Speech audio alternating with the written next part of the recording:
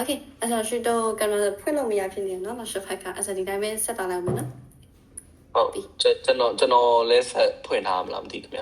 ဆက်ဖွင့်ထားလိုက်မယ်နော်ဟုတ်ကဲ့အဆင်ပြေသလိုဟုတ်ဟုတ်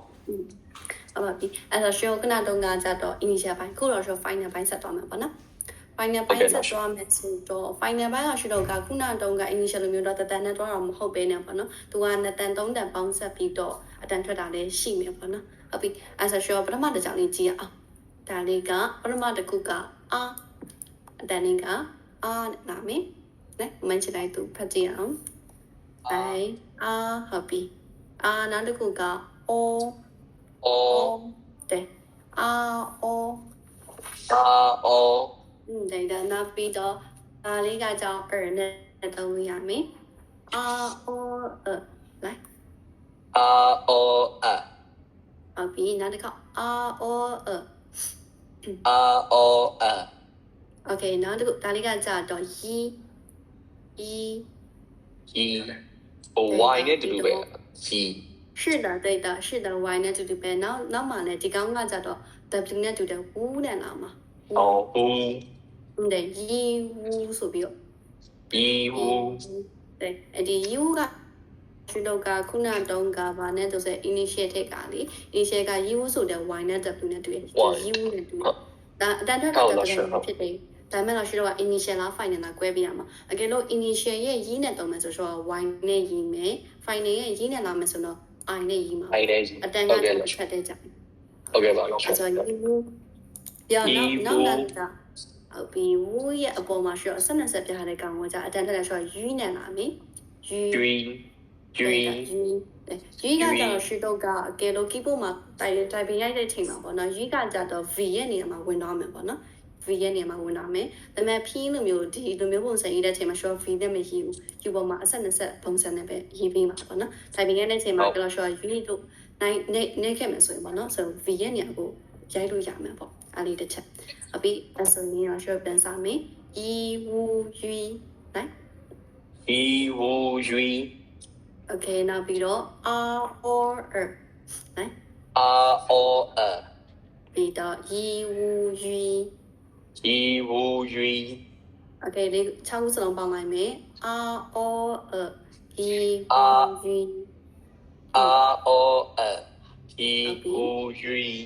okay u ရှိမယ်အပြင်နောက်တစ်ခုဒါလေးကကြာတော့ရှုတော့ကကြည့်မယ်ဆိုရင်ပေါ့ဒီဘက်ကဒီကောင်လေးကရှုတော့ကဒါလေးနဲ့ဒါနဲ့ပေါင်းထားတာအဲ့ဆိုရှုတော့ကအားနဲ့ရီနဲ့ကိုပေါင်းထားတာဖတ်တဲ့ချိန်မှာရှုတော့က data ကဲလို့IE ဆိုပြီးတော့အတန်ထွက်က I ဖြစ်မှာပေါ့နော်ဟုတ်တယ် IE ဆိုမှာ I နဲ့ထွက်မယ်အကောင်ကိုကဲလို့ရှော့မိခဲ့မယ်ဆိုရင်ပေါ့နော်အဲ့လိုမျိုးပေါင်းကြည့်လို့ရတချို့အတန်ထွက်ကကြောင်းပေါင်းကြည့်လို့ရတချို့အတန်ထွက်ကရှော့ပေါင်းလို့မရတာလည်းရှိမှာပေါ့နော်နောက်ဆက်လို့မယ်အစင်ဒါလေးကရှော့ပေါင်းကြည့်လို့ရတဲ့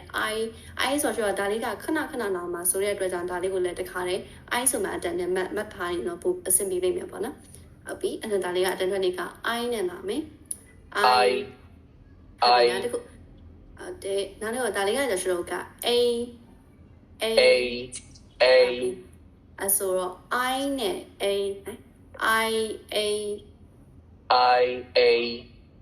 对ဟုတ်တယ်တချို့ကဆို I နဲ့ A နဲ့ R နဲ့ A နဲ့ဆိုတော့တန်တက်မကွဲတာရှိရเนาะအဲ့လေးဆိုတစ်ချက်သတိထားလိုက်ပေါ့ I နဲ့ A နဲ့ရှိမယ် I A ရှိမယ်ဟုတ်ပြီ I A ရမယ်ဆိုတော့ရှိတော့ကနောက်တစ်ခုဒါလေးကဘာနဲ့လဲဆိုနောက်ကဒီဝူကလာရှိတော့ကဝူကြီးနဲ့ပေါင်းတာမဟုတ်ဘဲနဲ့သူကဆိုအတူကောက်နေဟာဒါဝူနဲ့အိနဲ့ကိုသူကပေါင်းထားတာဒီဝူနဲ့ဒီအရှိကအိကိုပေါင်းတာအဲ့ဆိုဝူအိရတန်ထွက်လို့ဆိုဝင်းနဲ့မင်းဝင်းတဲ့သူ့ကိုကြာရှိတော့ရေးရကြအမြဲအတူကောက်ပဲရေးရဖြစ်တဲ့အတွက်ကြောင့်ပေါ့နော်ဒီဝူကြီးကိုမြင်တဲ့ရှော့ကတန်ထွက်လေးကဝေးဆိုလေတော့တန်တီရမှာပေါ့နော်အဲ့ဆိုဒါလေးရှော့တစ်ချက်လေးမှတ်မယ်ဝေးပေါင်းတာကကြာသူကဝူကိုပေါင်းထားတာအမြဲတမ်းအတူကောက်နဲ့ပဲလာမယ်Way မှတ်မယ် Way Happy I A way right I A way ဟုတ်ပြီနောက်တစ်ခေါက် I A way ဟုတ်ပြီ way ကိုလို့ရှိုးက Wu A way Wu A Wayne ဝေးဟုတ်တယ်ဘူးအိမ်ဝေးဟုတ်ပြီအဲ့ဆိုတော့အစားနေပြန်စားမယ်ပေါ့နော်အာအောရီဟူရီ R O Yi Wu Yui နောက်တစ်ခုက I A ဝေး I A Wayne ဟုတ်ပြီဝေးကရှိတော့ကဘာနဲ့ပေါင်းထားလဲဆိုတော့ဦးအိမ်ဝေးဖြစ်မယ် Wu A Wayne ဟုတ်ပြီဝေးပြီးနောက်တစ်ခုဒါလေးကရှိတော့ကအောင်အောင် Ao 对的，凹在哪面？等着那个凹在哪面？然后这个是 O O O 对，好的。OK，那 O 吧呢？O O 哎 Ao O O 好，比那的靠 O O。 Ao O နောက်တစ်ခုဒါလေးကလည်းရှော့ပေါင်းထားတာပဲဘာနဲ့ပါပေါင်းထားလဲဆိုရင်ရင်းနဲ့အုပ်ကိုပေါင်းထားတာအဲ့တော့ D နဲ့ O အုံဆိုပြီးတော့ရီအုံယုံနဲ့နာမည်ယုံ Yi On Yong တွေ့တာအဲ့ဆိုရင်ဒီဒါလေးရတဲ့နေကယုံဖြစ်မယ်အရှိကဟာနဲ့ပေါင်းမယ်အော်အော်ယုံ Ao O Yong โอเคနောက်တစ်ခါအော်အော်ယုံ Ao On Yong โอเคဟုတ်ပြီနောက်ဆက်ကနောက်တစ်ခုဒါလေးကရှုံးကရင်းနဲ့အဲနဲ့ပါရင်ဒါလေးအတန်ထွက်နေကရဲနဲ့လာလို့ရမယ်ရဲ Yi အဲရဲဆိုပြီးတော့ဟုတ်တယ်ရင်းနဲ့အဲပေါင်းတာရဲအဲရဲ Yi A Yang ပိတ်တာအစတန်တဲ့ကရဲနောက်တစ်ခုကရွီးနဲ့အဲနဲ့ပေါင်းတာရွီးအဲဆိုရှော့အတန်ထွက်နေကရွဲနဲ့လာမယ်ရွီးအဲရွဲ Yi A Yue ဟုတ်ပြီအစောရှိကရဲနောက်ကရွဲရဲရွဲ Yang Yue ဟုတ်ပြီနောက်တစ်ခါရဲရွဲ Yang Yue ဒီဒါလေးကနဲ့လာမယ်Er အဲ့ဒါလေးကဆိုတော့ဘာမှပေါင်းနေတာမဟုတ်ဘူးနော်ဒါလေးဆိုတော့ဒီကိုဝင်ကိုမှအင်္ဂါနဲ့怎么说 original ပါပြီးထားပါနော်နဲ့လာမယ်အဲ့ဆိုနောက်တစ်ခါရဲရွဲ Ye Yue Er ဟုတ်ပြီဒါအပေါက်ကနေပြန်စမယ်အောင်အောင်ယုံ Ao O Yong ယုံကဤအောင်ယုံဖြစ်မယ် O Yi O Yong Yong Yong ရဲရွဲဟမ် Ye Yue Er ဟုတ်ပြီရဲရွဲရှိမယ်အဲ့ဆိုတော့အရှိကအပေါ်ဆုံးကနေပြန်စမယ်အာအောဤဝူယွီ R O Yi Wu Yui ဟုတ်ပြီနောက်တစ်ခု I A ဝေး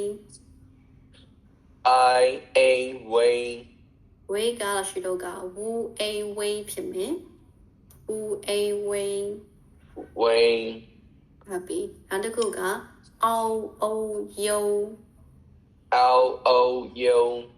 ယုံကရီအောင်ယုံပြီးတော့ရေရွဲ Ye Yue Er ဟုတ်ပြီအဲ့ဆိုရှိတော့ကဖတ်ကြည့်အောင်ကနေစမယ် R O Yi Wu Yui 对 I A Yue 好吧 အောင် I A ဝူနဲ့အိနဲ့ပေါင်းတာဝူအေ Wayne ဝေးအဲ့ဆိုတော့ I A ဝေး I A Wayne I A တွေ့ Wayne တယ်နောက်ကြတော့ခလေးမပေါင်းစရာမလိုအောင်လို့ပါနော်ဒီဝူကြီးကိုတွေ့တာရှောဝေးလေး Wayne လို့ပဲမှတ်လား Wayne ဟုတ် ဟုတ်တယ် I A Wayne I A Wayne Ao O Yo Okay Ao O Yo တွေ့တော့နောက်ပြီးတော့ မမီတော့လောက်ရှင် အဲ့ဒါရှောကရီးနဲ့အဲနဲ့ပေါင်းတာရီး Ye ရေဟုတ်ပြီ Ye Yue Er ဟုတ်တယ် Okay အဲ့ဆိုရင်နောက်တစ်ခေါက်လေးပါနော် R O Er ဟုတ်ပြီ Yi Wu Yui ယူပါOkay ရပါတယ် Yi Wu Yui ယူဟုတ်ပြီ I A Wayne อืม Ao O Wi ယုံပါယုံ ယုံ ယုံ对的ယုံနဲ့လာမယ် O U အဘီအစဒါလေးပဲစာမယ် I A way I A way အဘီနောက်တစ်ခု O O U R O U အဘီဆို I A way ကနေပြန်စာမယ် I A way အဘီ O O U Okay နောက်အောက်ကဒါလေးက He yeah you are ဟုတ်တယ်ရေရွယ်ဟုတ်ပြီအစင်နောက်တစ်ခု here ပြီးနောက်တစ်ခုကကြာဒါလေးကကြာ an နဲ့လာမယ် an 对的 an ပြီး是的 an ပြီးနောက်ကဒါလေးဆိုရင်တော့ n နဲ့လာမယ်对 an ဟုတ်ပြီ Okay နောက်တစ်ခေါက် an 对 an ပေါ့ an နဲ့ n နဲ့ပေါ့နော် Okay 是的 an ပြီးတော့ဒါလေးက yin နဲ့လာမယ် yin 对 an yin Okay 是的 an yin နောက်တစ်ခေါက် 对ဒါလေးက an ဖြစ်မှာနော်ဒါလေး an နဲ့ n နဲ့အတန်ထွက်နေနေလေးတတိထားဖက်မှာပေါ့နော်ဒါလေးကကြတော့ an နဲ့လာမှာ an 对ပြီးတော့ n နဲ့ ပြီးတော့ yin 对 an ဒီနဲ့တန်ပဲရင်ဖတ်ကြည့်မှာပေါ့နော် Okay နောက်ပြီးတော့ yin an yin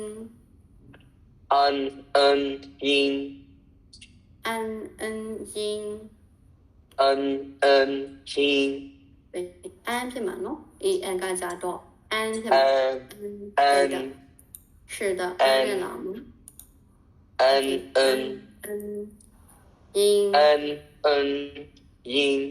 yin ဟုတ်ပြီ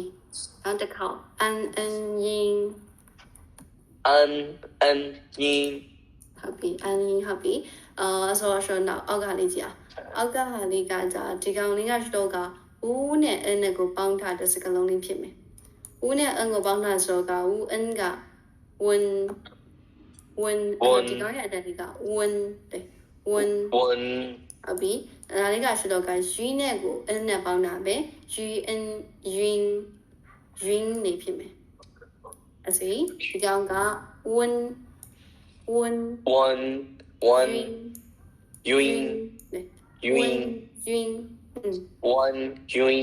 ဟုတ်ပြီအစီ an ကနေပြန်စာမယ် an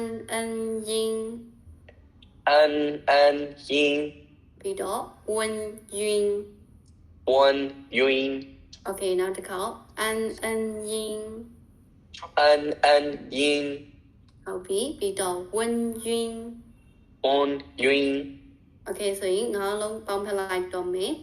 an yin win yin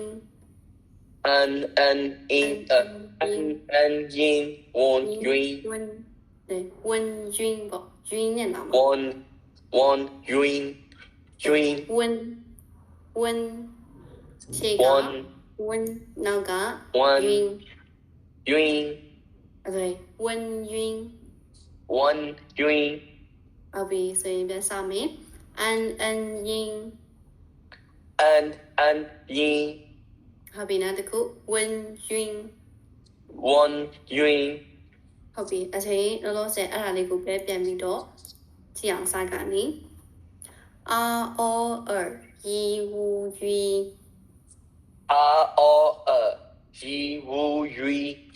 ဟုတ်ပြီနောက်တစ်ခုကကြတော့ I A way ပြီးတော့ O O yo ဟုတ်ပြီနောက်တစ်ခုရေရွယ်ဟုတ်ပြီပြီးတော့ an yin ဝန်ယွင်း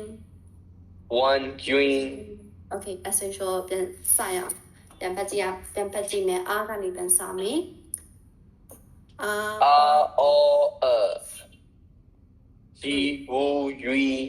ဟုတ်ပြီ way way okay way 对 I A 为 wing 好比 L O yo 有 OK 好比哪的苦 ye yue OK an yin one wing 温好不温 yin 这个UN နဲ့ N နဲ့ပေါင်းတာဖြစ်မယ် UN က UN 晕 yun yun 晕对的 UN က晕ပဲရှိ yun ဟုတ်တယ်温晕ပေါ့one yun 对的温晕နဲ့တော့မယ်温နဲ့晕温晕ဖြစ်မယ်ဟုတ်ပြီ one 温晕 yun OK အဲ့ဆိုနောက်တစ်ကြောင်းလေးဆက်မယ်နောက်တစ်ကြောင်းကကြာရှုတော့ကကြည်ပါတဲ့စကားလုံးကြည်ပါတဲ့စကားလုံးဆို EN အပေါ်ကကြာတော့ NN